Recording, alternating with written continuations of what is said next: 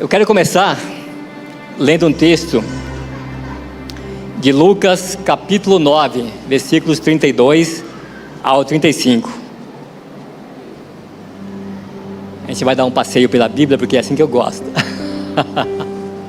A palavra de Deus, ela é lâmpada para os meus pés, para os seus pés, e luz para os seus caminhos. Ela que nos dirige na direção correta, amém? E o texto começa assim: Pedro e seus companheiros estavam dominados pelo sono. Alguém sabe o que é isso? Você está na vigília assim, buscando a Deus, e o sono pega. Esse dia eu estava no monte com minha esposa aí, esses dias na Samambaia, mas lá é impossível você dormir. Pense no povo barulhento. Eita glória! Irmãos, é um ambiente muito animado, muito barulhento, mas você não consegue ficar desatento. Estavam dominados pelo sono. Acordando subitamente, eles viram a glória de Jesus e dois homens que estavam com ele. Quando estavam se retirando, Pedro disse a Jesus: Mestre, é bom estarmos aqui. Façamos então 3 tendas, uma para ti, uma para Moisés e outra para Elias. E ele não sabia o que estava falando, ele estava todo confuso. Enquanto ele falava, uma nuvem apareceu e os envolveu, e eles ficaram com medo ao entrarem na nuvem. E dela saiu uma voz que dizia: Este é o meu filho, o escolhido, ouçam a ele. Então o próprio Deus se manifestou ali para dar uma instrução direta para aquele povo que estava ali reunido. Esse é meu filho, o escolhido, ouçam a ele. E mesmo sendo discípulo de Jesus e andando com ele diariamente, dormindo juntos, comendo juntos, havia muita confusão no entendimento do que Jesus estava fazendo ali. E por que isso acontecia? Porque nós somos muito apegados aos nossos vieses antigos. O viés é uma predisposição para você agir, pensar primeiro e agir baseado em uma ideia preconcebida, uma ideia antiga. E os judeus tinham uma ideia muito estabelecida sobre o que era, o que seria o papel do Messias quando ele se manifestasse para Israel. E Jesus teve que trabalhar muito fortemente esses paradigmas, esses vieses, esses pensamentos arraigados no coração deles. Em Lucas 24, versículo 13 até o 21, é um relato que ocorreu após a morte e ressurreição de Jesus. E houve uma dispersão dos discípulos, e muitos estavam desanimados, e esses aqui estavam voltando para casa, para Emaús. Lucas 24, versículo 13. Naquele mesmo dia, 2 deles estavam indo para um povoado chamado Emaús, que ficava a 11 quilômetros de Jerusalém. No caminho, eles conversavam a respeito de tudo o que havia acontecido. Enquanto conversavam e discutiam, havia muitas controvérsias, né? O próprio Jesus se aproximou e começou a caminhar com eles, mas os olhos deles estavam impedidos de reconhecê-lo. E lhes perguntou: sobre o que vocês estão discutindo enquanto caminham? Eles pararam, com o rosto triste. E um deles, chamado Cleopas, perguntou-lhe: não é possível, você é o único visitante em Jerusalém que não sabe das coisas que ali aconteceram nesses dias, que foi muito impactante as ocorrências, né? Seria surpresa que agora não soubesse. Que coisas? Perguntou Jesus. O que aconteceu com Jesus de Nazaré? Responderam ele: Ele era, olha a visão deles, ele era um profeta, poderoso em palavras e obras diante de Deus e do povo. Os chefes dos sacerdotes e as nossas autoridades o entregaram para ser condenado à morte e o crucificaram, e nós esperávamos que ele iria trazer a redenção a Israel. E hoje é o terceiro dia desde que tudo isso aconteceu. Então percebam que eles tinham uma mentalidade totalmente equivocada. Então, se você tem a mentalidade equivocada, não alinhada com Deus, você está no caminho errado. Então eles estavam saindo de Jerusalém e retornando para Emaús. Isso significava para eles o fim da esperança. Imagina que eles saíram de Emaús, deixaram a família, os negócios, e foram seguir um Messias Galileu,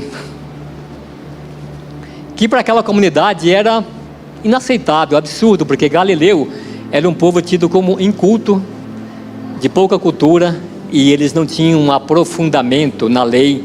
Como poderia vir um rabino da Galileia? Como alguém podia deixar a vida para seguir? E diziam para aquele povo: isso não vai dar certo, tem algo errado aí, vocês vão ter problema. E agora eles estão voltando para casa, sem esperança, desanimados, e imagino que estavam ainda com vergonha de encarar a sua comunidade, a qual eles deixaram, e seus familiares também, para seguir esse Messias Galileu. Mas a discussão deles era baseado numa premissa totalmente errada. No versículo 21 eles diziam assim: esperávamos que ele iria trazer a redenção a Israel. Então, na cabeça deles, o Messias que viria, ele seria um segundo Moisés, um homem poderoso, profeta de Deus, poderoso em palavras, mas também com alguma influência política, que ia adentrar os portais de Roma, ia declarar que a partir daquele momento o povo de Israel seria livre, e ele seria um homem que iria ter poder e força política para conseguir fazer essa obra de libertação do povo de Israel. E essa expectativa deles estava totalmente errada, porque eles não haviam escutado Jesus. Então estavam ouvindo as vozes dos homens e não ouviram a voz que vem do alto de Jesus. Ele já havia falado para eles, lá em João capítulo 14, que ele haveria de ir, mas que ele mandaria o Consolador. Amém? E o Consolador estaria com eles, e que seria melhor que isso acontecesse, porque o Consolador, o Espírito Santo, poderia atuar em todos eles simultaneamente, enquanto Jesus atuava geralmente individualmente, ensinando, ou então para as multidões, ministrando, falando. Mas a partir da ida de Jesus, ele disse que o Consolador viria, e eles seriam guiados, fortalecidos, capacitados pelo Espírito Santo a partir daqueles dias. Eles ouviram? Não entenderam também.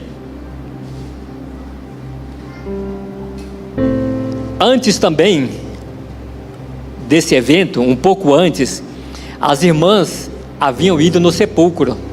Quem lembra dessa história? Em Lucas 24, de 1 a 8. Logo no terceiro dia, após a morte de Jesus, as irmãs foram ao sepulcro com todos os preparos aromáticos para embalsamar Jesus. Então, elas não estavam esperando a ressurreição dele também. O entendimento estava totalmente distorcido.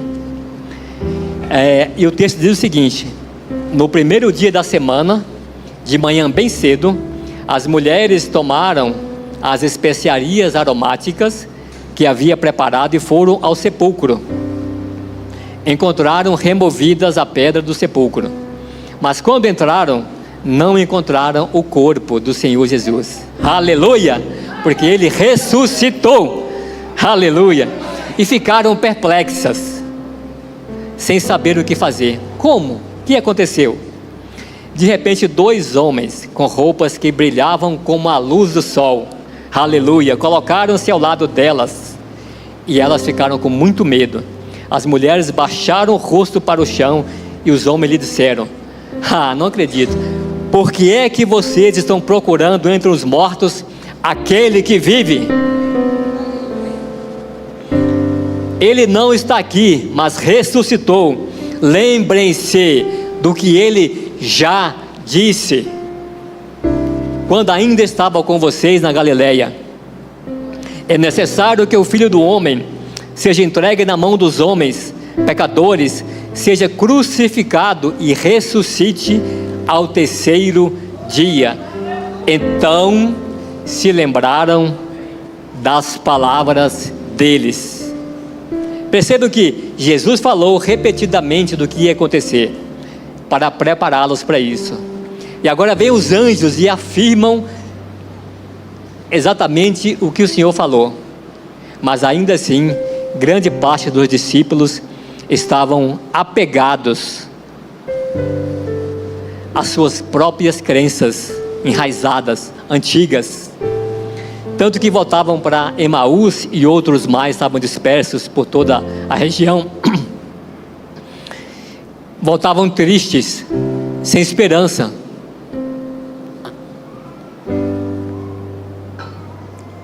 Porque deixaram de ouvir a voz do alto. E estavam atentos à voz dos homens, à voz daqueles que colocaram essas ideias, esses paradigmas, esses conceitos no coração deles.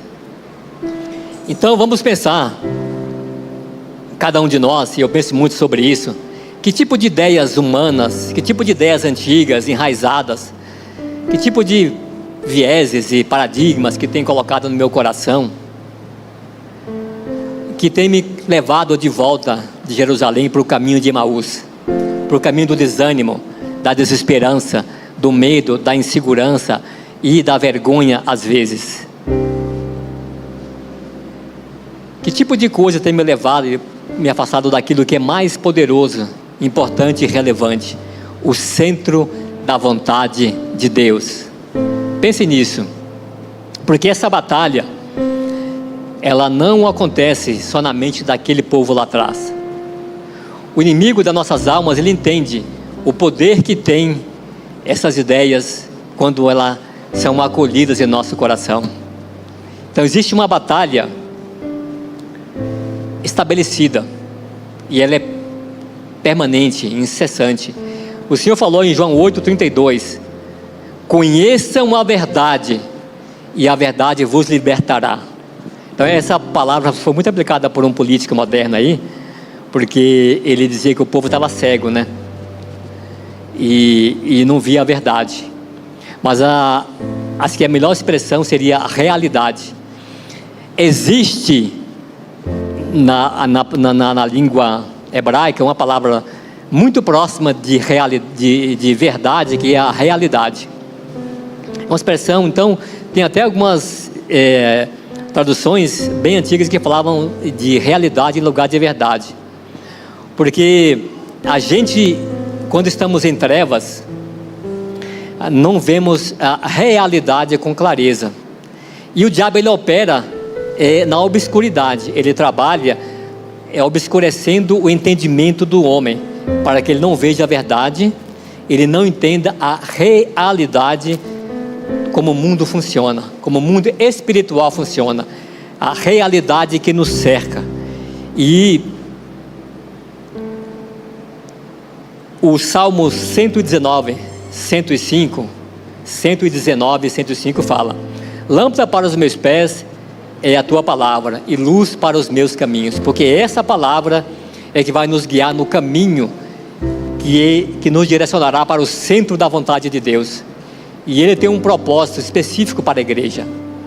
Não é de estabelecer o povo com uma relevância política, com relevância econômica, social, financeira. O impacto que Deus quer dar para nós é no reino espiritual. Aleluia! Aqueles irmãos estavam discutindo ao longo daquele caminho, baseado na palavra, na medida do que eles conheciam. Porque eles imaginavam que, bem, o Messias vai vir e vai nos libertar do jugo de Roma. Porque tem uma promessa na Bíblia que fala que haverá o reino do Messias, que se estabelecerá sobre a terra. Mas eles estavam enganados em dois aspectos, pelo menos. Primeiro, sobre o tempo e a época, e segundo, sobre o propósito. Porque o reino do Messias está previsto, sim. Viveremos o milênio aqui na terra, com ele será o rei por 1000 anos, e nós seremos seus súditos. Amém? Quem espera a vinda do Senhor e o milênio e o reinado do Messias, do Senhor, o Rei dos Reis e Senhor dos Senhores, isso vai acontecer, mas em tempos finais, lá no fim dos tempos. Estavam equivocados exatamente no aspecto do tempo, e segundo, no aspecto do propósito. Em Gênesis 12, versículo 3, o Senhor falou, disse para Abraão: em ti serão benditas todas as famílias da terra. Então Deus não estava empenhado, quando enviou Jesus à terra, em libertar o povo de Israel do domínio do Império Romano, mas ele tinha um propósito muito mais elevado, que é libertar o homem do domínio do império das trevas. Amém?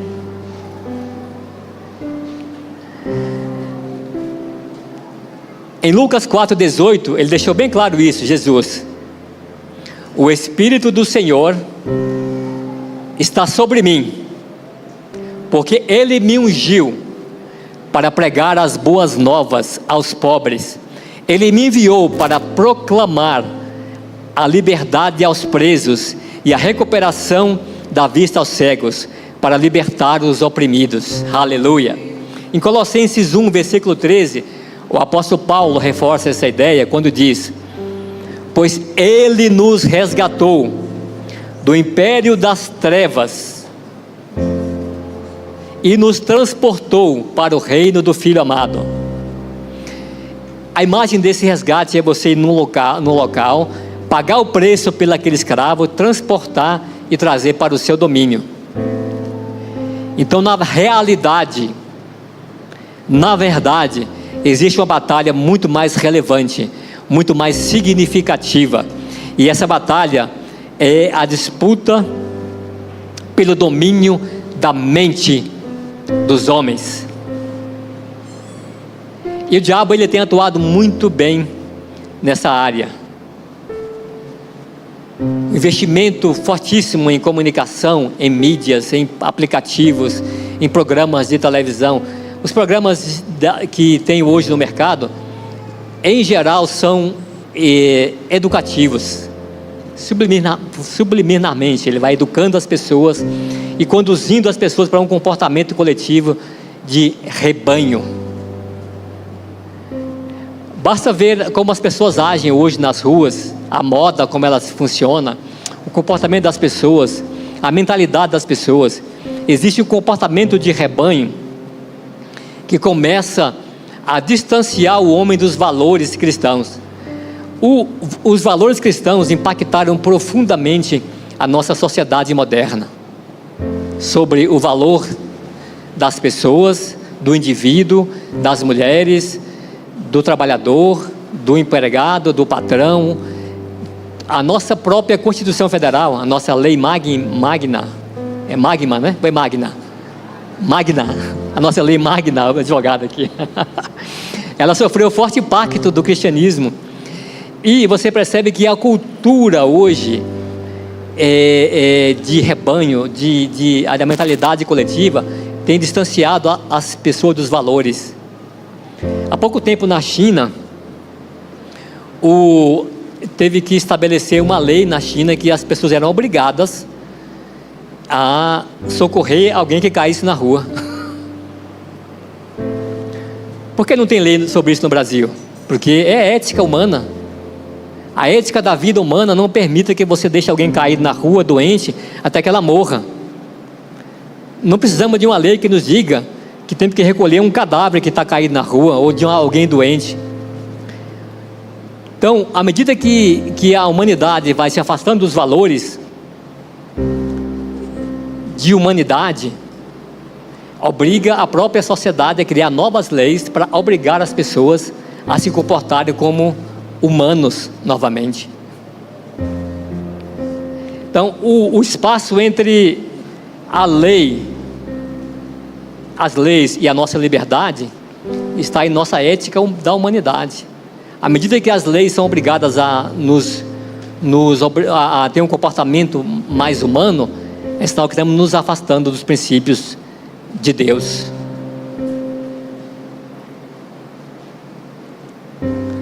Em 2 Coríntios 10, de 3 a 5, diz: pois embora vivamos como homens, não lutamos segundo os padrões humanos. As armas com as quais lutamos não são humanas, pelo contrário, são poderosas em Deus para destruir fortalezas e destruir argumentos e toda a pretensão que se levanta contra o conhecimento de Deus, e levamos cativo todo o pensamento para torná-los obediente a Cristo. Então, se a nossa mente, o nosso pensamento está cativo e obediente a Cristo, nós estamos acima de todas as leis, porque nós vamos amar o próximo como a nós mesmos, e vamos amar a Deus sobre todas as coisas, e por isso vamos ter um comportamento que vai estar acima de todas as leis, porque nós recebemos em nós mudanças fundamentais que nos aproximam mais do propósito de Deus, nos faz mais humanos, mais solidários, solícitos, disponíveis, mais capazes de ajudar uns aos outros. Nosso relacionamento com Deus, ele pressupõe duas mudanças fundamentais: uma mudança de mentalidade e uma mudança de atitude. Em Atos capítulo 3, versículo 19, eu tenho a versão aqui, Almeida Corrigida Fiel, que eu achei mais interessante. O apóstolo fala, guiado, movido pelo Espírito Santo: arrependei-vos, pois, e convertei-vos, para serem apagados os vossos pecados, e venham assim tempos de refrigério na presença do Senhor. Aleluias! Então, quando a gente se arrepende, arrependimento é mudança de mentalidade, ele produz uma mudança de atitude, e isso nos aproxima de Deus. Aí nós temos refrigério na presença do Senhor, porque o nosso ego, ele é esvaziado, e nosso ego, ele é influenciado pelo Espírito Santo de tal forma que nós refletimos a Cristo, e nosso comportamento, ele sai do egocentrismo, do hedonismo, da busca dos próprios interesses pessoais, para buscar o interesse de Deus, e que nos leva a buscar o interesse do coletivo. Então, essa mudança da nossa mentalidade, ele impacta toda uma sociedade. Por isso que a igreja tem sua importância, a igreja tem sua relevância na sociedade. Não é onde ou em quem ela vota, mas como ela se comporta, como ela age na sociedade, como ela resplandece a luz de Cristo, e ela consegue ser um modelo para o mundo, um exemplo para o mundo, e essa pessoa consegue impactar ao redor dela, trazendo mudança, transformação, reconciliação, cura para as pessoas. Para que a gente consiga ter esse comportamento, nós temos que ter um input correto em nossa mente. Isso significa ouvir a voz correta, ouvir a voz do alto. Amém? Amém. Ouvir a voz do alto, porque tem muitas vozes nesse mundo, muitos filósofos, muitos coachings, muitos professores e mestres que têm suas próprias ideias, que em geral nos conduzem ao comportamento egoísta e busca do seu interesse pessoal. Mas em Filipenses 4:8 existe uma orientação do que nós devemos colocar em nossa mente. E ele fala: finalmente, irmãos, tudo que for verdadeiro, Isso é verdadeiro? Essa é a verdade de Deus para nós.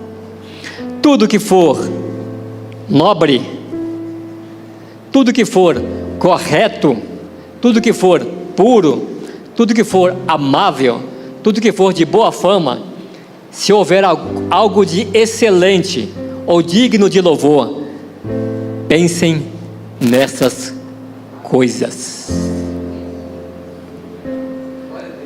Como eu vou pensar nessas coisas? Isso vai depender de onde eu coloco os meus olhos, a minha atenção, o meu ouvido, o meu foco.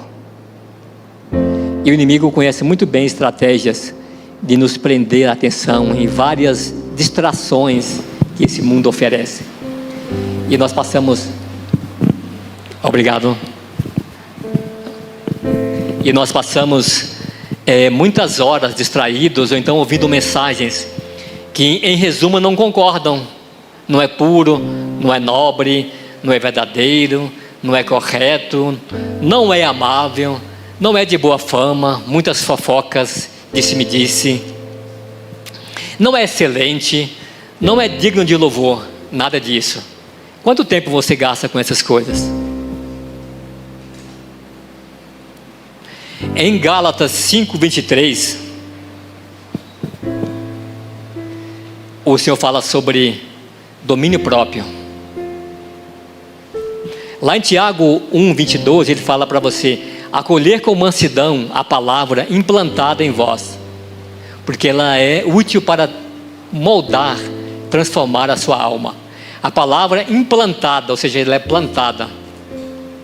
O que eu peço a Deus é que essa palavra crie raiz no meu coração, no seu coração, e ela possa crescer e virar uma árvore grande, um tronco forte, e dar muitos frutos.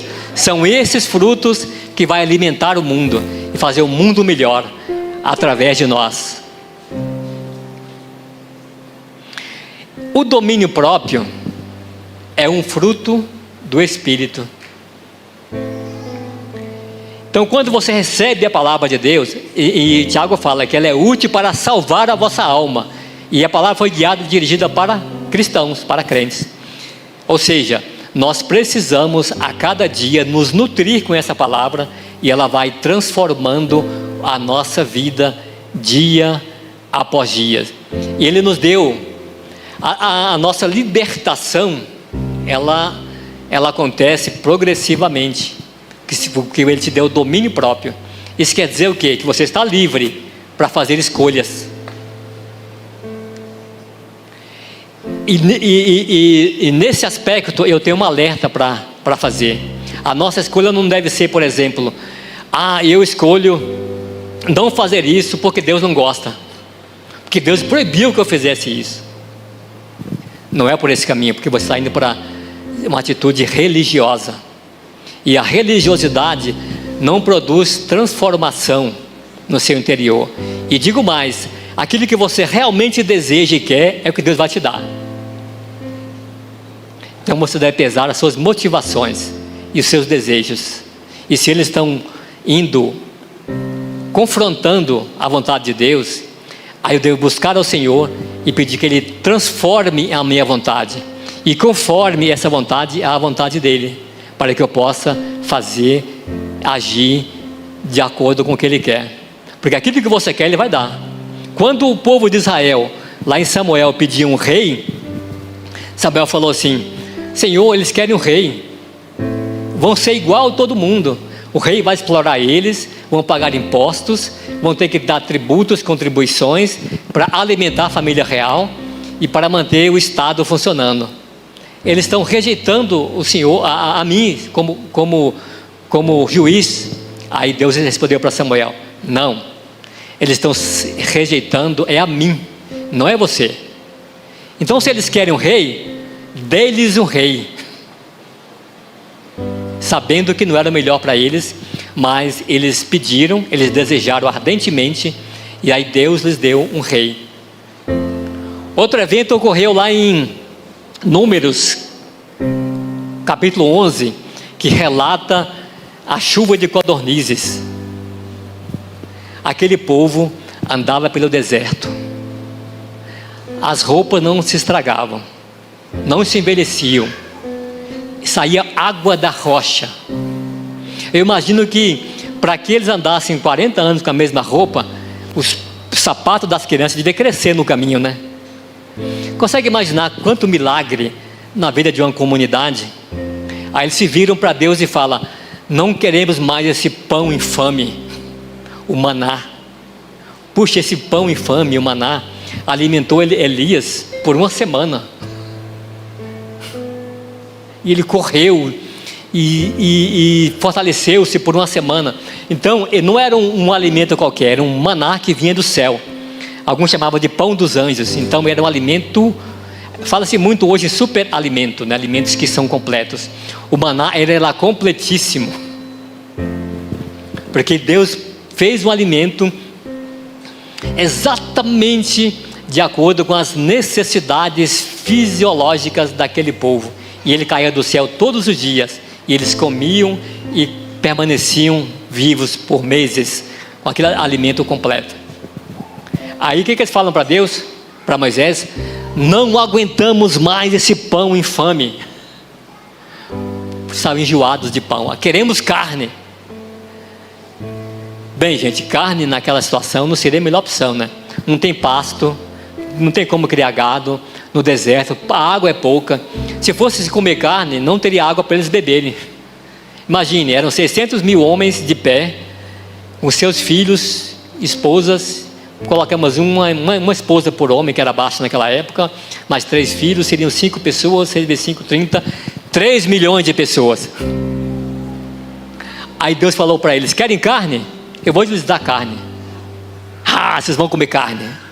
Vão comer carne até sair pelos narizes.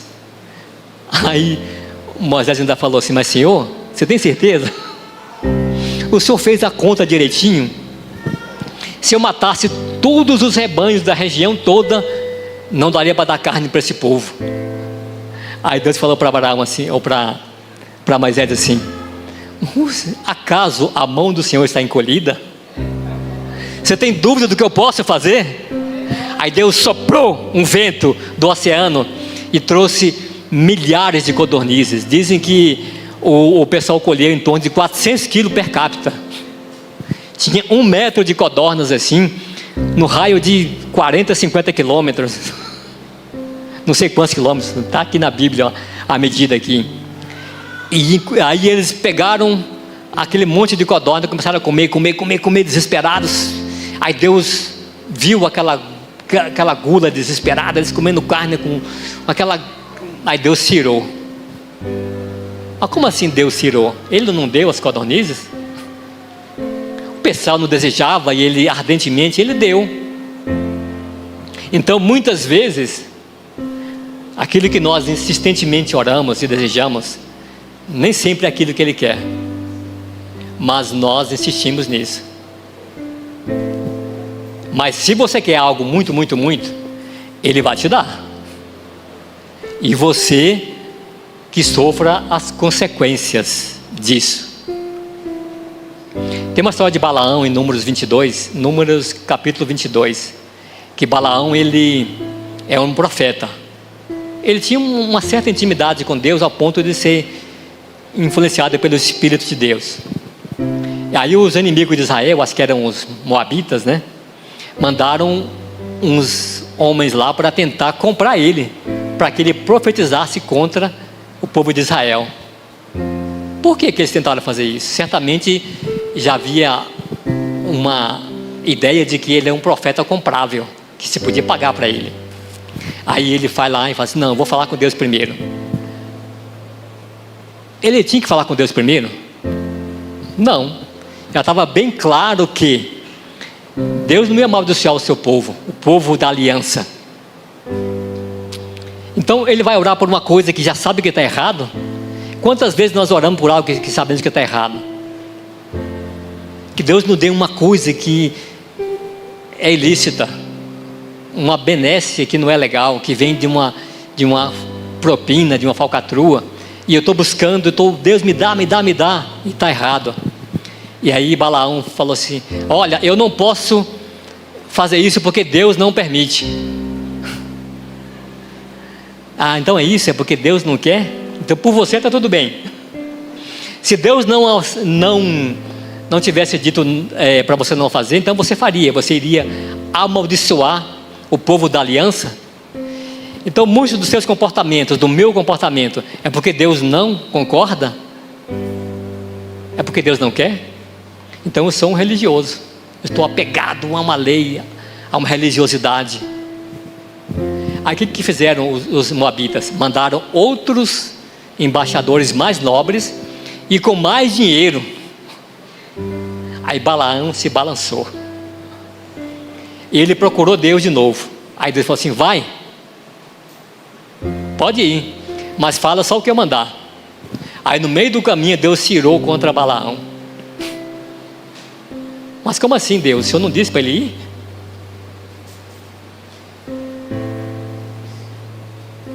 Então cuidado com aquilo que você deseja. Você tem domínio próprio. Você tem domínio próprio para fazer escolhas.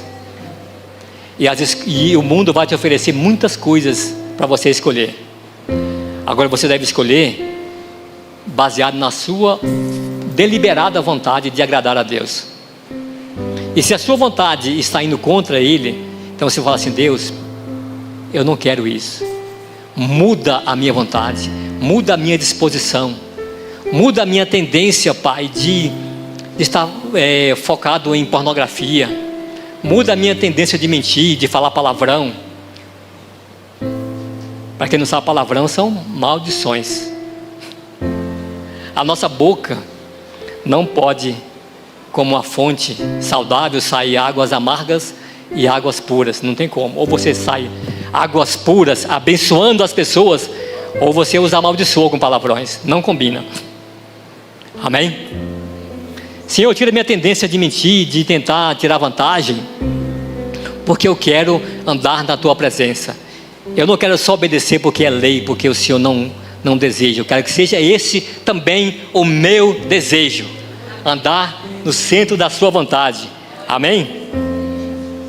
E Paulo passou por uma mudança muito radical. Ele era um fariseu, radical da lei, tinha um monte de preconceitos e vieses, e ele achava que ele deveria defender a Deus com violência.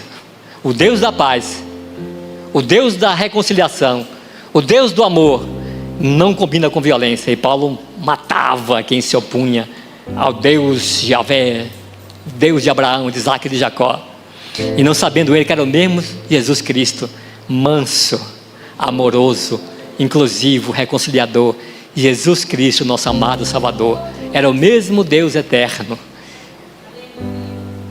Aí Paulo falou assim, Romanos 6, versículos 8 até o 14, ele dá uma orientação para aqueles que já uma vez transformados na sua mentalidade, já uma vez tendo domínio próprio sobre as suas decisões e vontade, como é que eu posso exercitar isso? Aí ele fala: ora, se morremos com Cristo, cremos que também com Ele viveremos.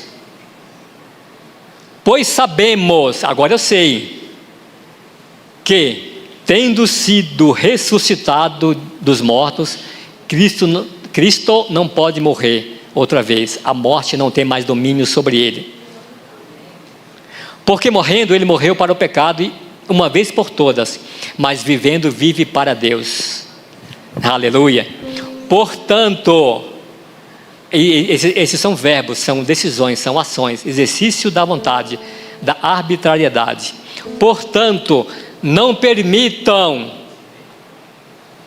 que o pecado continue dominando os seus corpos mortais, fazendo que vocês obedeçam aos seus desejos.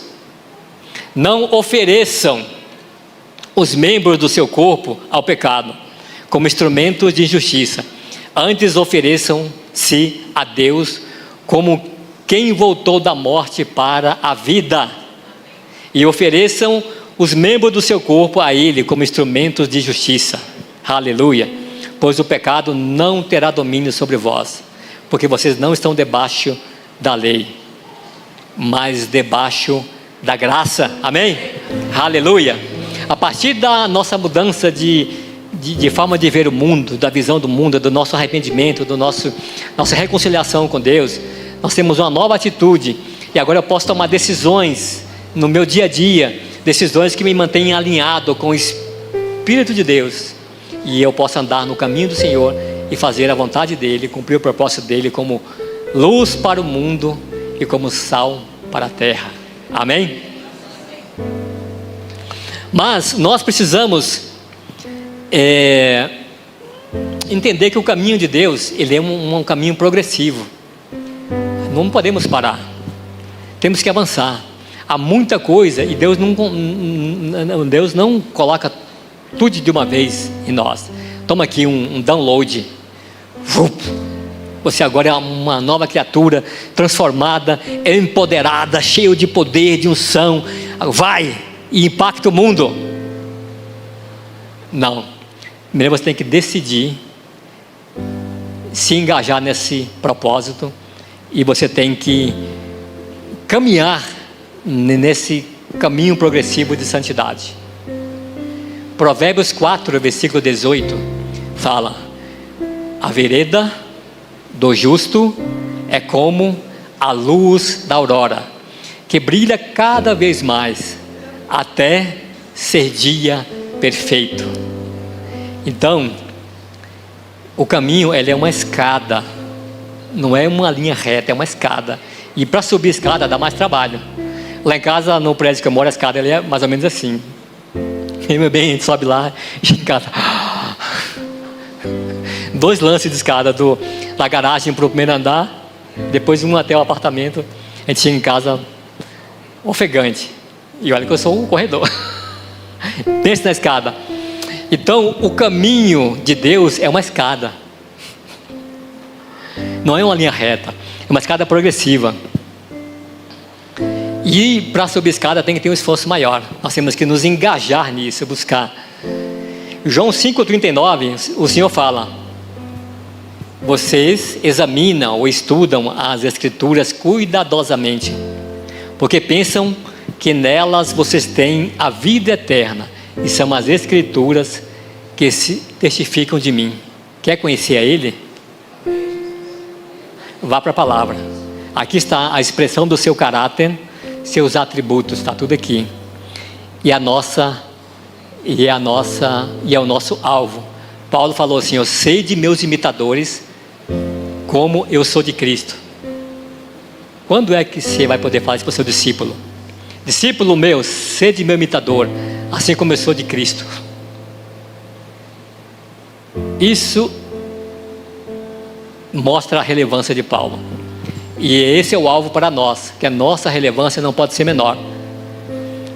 A população mundial hoje chegou à casa dos bilhões, 5, 6 bilhões. Na época de Paulo era bem menos. E eles conseguiram alcançar toda aquela região. Mas isso demandou um esforço, um engajamento, um comprometimento muito grande. E nós temos que avançar, porque Deus tem muito mais para nós. Temos que sair dessa visão natural e caminhar, adentrar ao sobrenatural. O Senhor fala: eu sou o caminho, a porta que você entra, eu sou a verdade, é a instrução, e eu sou a vida.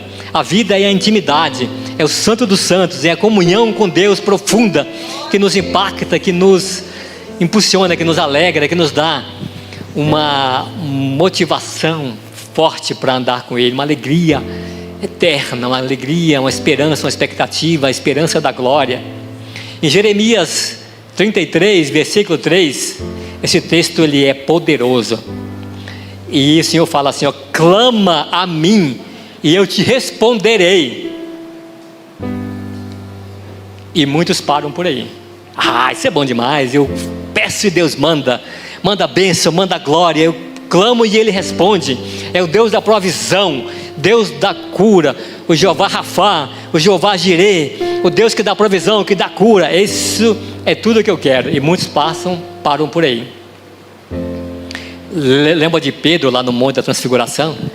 Senhor, que coisa gloriosa, vamos fazer aqui uma tenda para você, para Moisés, para Elias, vamos ficar por aqui mesmo, isso aqui está bom demais. Eles queriam só alegria daquela glória ali. Mas Deus, Ele tem um propósito para nós andarmos sobre a terra. Somos atalaias, embaixadores, missionários, enviados, emissários. O embaixador do rei, aquele que representa o rei dos reis e senhor dos senhores. Falamos em nome dele, curamos em nome dele. Somos a palavra viva dele manifesta aqui na terra. Mas também ele tem muito mais. A segunda parte do versículo diz: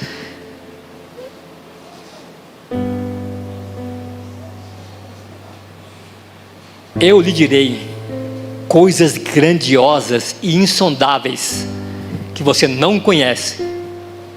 Uma versão fala assim: coisas grandes e ocultas que não sabes.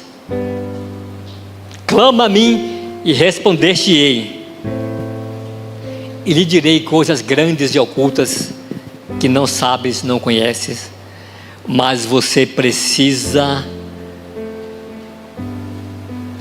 saber, você precisa conhecer, porque Ele tem para nós a esperança da glória, coisas grandes e ocultas que tu não sabes. O Davi, ele teve um vislumbre disso no Salmo 27, versículo 4. Ele fala assim: uma coisa eu pedi ao Senhor, não só pedi, mas eu a buscarei, eu vou subir essa escada. Que coisa é essa? Que eu possa habitar na casa do Senhor todos os dias da minha vida, para contemplar a formosura do Senhor, aleluia, e meditar no seu templo. Ele não estava buscando um refúgio, um lugar preguiçoso ou escondendo dos inimigos dele. Ele estava buscando contemplar a formosura de Deus e meditar na sua palavra. E olha que no templo era só um gostinho do que Ele preparou na eternidade. O apóstolo Paulo, ele fala em 2 Coríntios 12, versículo 4, se referindo a si mesmo, ele fala: um certo homem esteve no céu e ele viu coisas que... Aí ele dizia coisas que... Aí ele tentava pensar nas coisas que ele viu. Aí ele só achou uma palavra: coisas inefáveis. Ou seja, coisas indescritíveis. Talvez ele não pudesse descrever, porque não encontrou palavras na língua dele lá que desse para descrever aquelas coisas gloriosas, maravilhosas. Mas ele voltou tão empolgado que ele falou assim: gente, eu vou estar aqui com vocês, servindo, pregando dia e noite e tal, mas olha, estar com Cristo é incomparavelmente melhor. Então, enquanto o povo de Israel estava buscando um rei que ia tirar eles do domínio de Roma, porque não só eles seriam livres, não pagariam impostos para Roma, mas também as famílias, as tribos, os chefes das tribos teriam poder de volta restabelecido. Era o que eles queriam: poder da tribo, autoridade, poder político, ter mais dinheiro, pagar menos imposto para Roma. Queriam uma coisa e Deus queria outra. Deus queria levantar uma igreja, uma assembleia de pessoas que levariam para o mundo o Evangelho, que significa boas novas. E uma novidade, e a novidade é que Deus estava em Cristo reconciliando o mundo consigo mesmo, de sorte que nós somos embaixadores, como se Deus falasse através de nós. E Paulo ouviu coisas indescritíveis. Ele voltou profundamente impactado com as coisas que ele viu. E ele não pôde explicar para a igreja ou dar um relato panorâmico da glória, porque ele não entendeu. Mas deve ser algo extraordinário. Eu imagino que, já falei sobre isso, que a adoração dos anjos no céu é um reflexo da pura perplexidade. Eles abriram a boca assim de perplexidade, de ver aquela coisa gloriosa, maravilhosa, que é Deus manifesto na sua glória plena. Em Isaías 6, versículo 1 a 3, ele fala da visão que Isaías teve. Ele fala que no ano que morreu o primo dele, o rei Uzias, ele viu o Senhor, aleluia, e ele estava sentado num alto e sublime trono,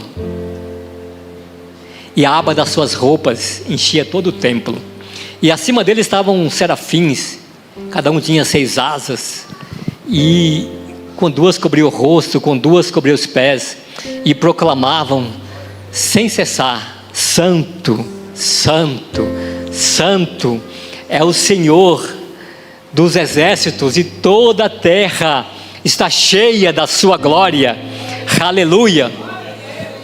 Esse evento ocorreu 100 anos, ou 700 anos antes de Cristo.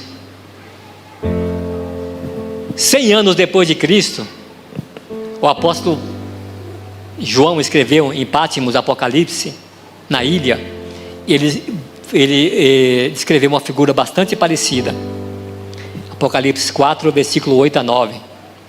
Ele dizia que ele tem uma visão do céu, do trono do Cordeiro, e ele viu os anjos, e cada um deles tinha 6 asas, igual lá em Isaías, e era cheio de olhos, tanto ao redor das asas, por baixo, por cima, por dentro, por fora, cheio de olhos, e dia e noite, sem cessar, aleluia, eles repetiam: Santo, Santo, Santo é o Senhor, o Todo-Poderoso, o que era, que é e que virá. A Maranata, amém? Ele virá, aleluia. Então eu não sei quando isso começou, nem quando isso vai terminar, mas só pelas contas aí deu 800 anos. 800 anos de contemplação, perplexos, extasiados, a glória de Deus. Então o que nos espera, irmãos, é algo que não dá para se descrever, é extasiante, causa perplexidade. Eles estão lá, segundo após segundo, falando: Santo, Santo, Santo, aleluia, glória ao Senhor dos exércitos. Eu imagino no meu entendimento o seguinte, que Deus na sua glória, Ele é tipo irrepetível, Ele nunca é igual, Ele tem uma glória a cada momento. Tem uma irmã uma vez, lá em Recife, muito idônea, esposa do pastor Nemésio. Ela estava na igreja e sofreu um desligamento, ela foi arrebatada, ficou uma semana fora de si. Ela voltou daí para a igreja depois, e os irmãos tinham que carregar ela para sentar aqui na frente. Aí depois que ela se recuperou, perguntaram: irmão, o que aconteceu? Aí ela relatou que ela começou a imaginar isso aqui, a glória de Deus, a sua maravilhosa manifestação. Aí de repente ela teve um apagão e se viu lá no céu, aleluia. E aquilo afetou profundamente a vida dela, para sempre. Eu acho que Deus não faria isso com muitos, porque a pessoa ia voltar e enlouquecer, ia ter que internar ela. Aí ela disse que o anjo fazia um tour com ela e dizia as coisas que via.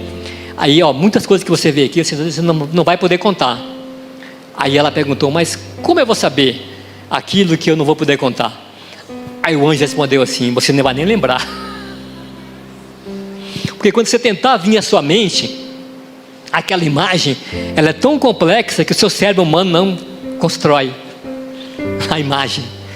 A complexidade do céu, ela é tão profunda que o ser humano não consegue. É aí por isso que Paulo falou assim: gente, eu fui no céu e eu vi coisas assim, inefáveis, não dá para descrever. Aí a irmã disse o seguinte, que a glória de Deus é tão excelente que ninguém consegue ficar de costas para Ele. Ela dizia que estranhamente, quando você está no céu, você vira, e onde você vira, Deus é o centro. Deus é o centro. Em qualquer direção, Deus é o centro. Deus é o centro. A Ele a glória, o louvor, a honra. Deus é o centro de tudo. Aleluia. Aí diz que os anjos vinham assim, milhares de milhares, diante da face de Deus, e olhavam para ele perplexos e voltavam, aleluia, nas canções, num tom absurdamente inacessível pelo ouvido humano. Ela dizia, por que eles fazem isso? Ela dizia assim, porque cada vez que eles dão esse rodopio, vão lá e voltam, o Deus não é o mesmo, a glória de Deus não é a mesma.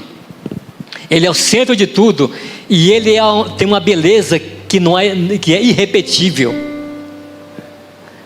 Então nós nunca vamos nos cansar.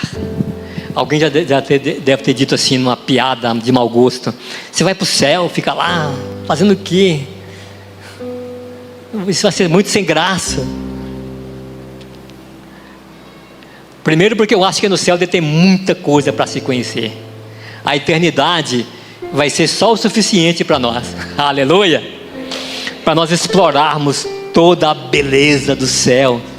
E segundo porque a beleza do grande Deus, excelso Deus, ela vai nos satisfazer completamente. Aleluia, amém. E essa irmã, em cima da hora, 1 minuto para eu terminar.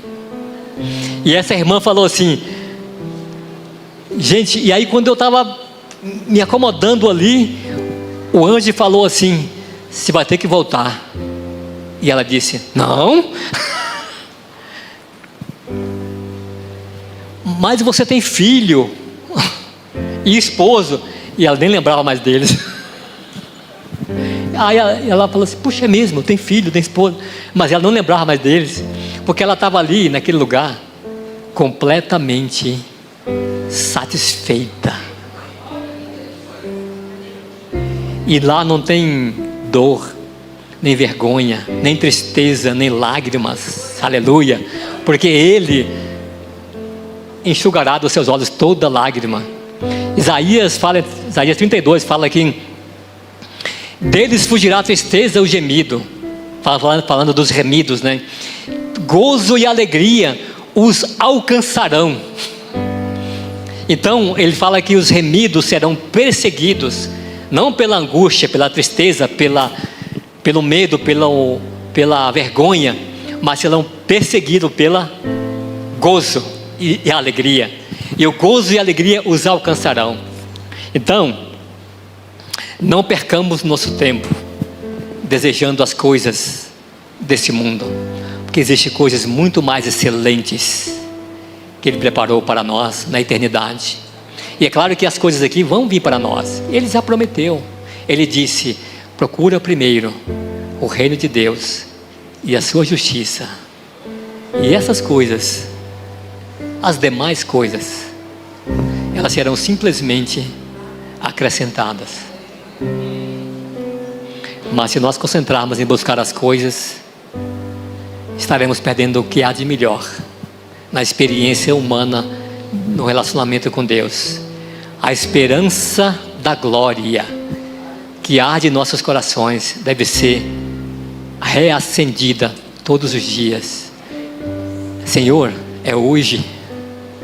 Quando será o dia da sua vinda? Mas vamos focar em apressar a vinda do Senhor. Nós temos esse poder. Em Romanos 11 fala que vai chegar a vez dos judeus quando o número dos gentios se completar. Então vai chegar um dia em que o último gentio se converter. Não sei qual é esse número, mas Deus o sabe. Quando esse último gentio se converter, quando se completar o número dos gentios, startou um gatilho, chamado gatilho do arrebatamento da igreja. Quem está esperando a vinda do Senhor? Maranata, vem Senhor Jesus. Aleluia. Vamos pensar nisso, na eternidade, na glória que há de se manifestar. O apóstolo Paulo sofreu muito, foi espancado, surrado, fadigado, e largou a vida dele boa de rabino lá do sinédrio rabínico para ser um evangelista, espancado, surrado, sofreu muita coisa, mas ele falou assim: eu estou bem certo que as breves e momentâneas tribulações do tempo presente não se pode comparar com a glória que há de se revelar. E ele já teve um vislumbre dessa glória. E nós podemos ter isso também com a nossa adoração. Você busca o Senhor em adoração e Ele vai te dar um gostinho dessa glória. Aleluia. Vamos tirar um tempinho, equipe de louvor, tirar um tempinho para elevar nosso pensamento, nosso coração a esse momento que já está preparado para nós na eternidade, onde Ele vai ser o centro da nossa atenção, onde Ele vai ser a plenitude da nossa satisfação, onde vai ser a nossa completude. Nós vamos ser completos nele, nossa alegria será completa, gozo e alegria nos alcançarão naquele lugar, não haverá tristeza ou gemido, mas alegria eterna. Amém?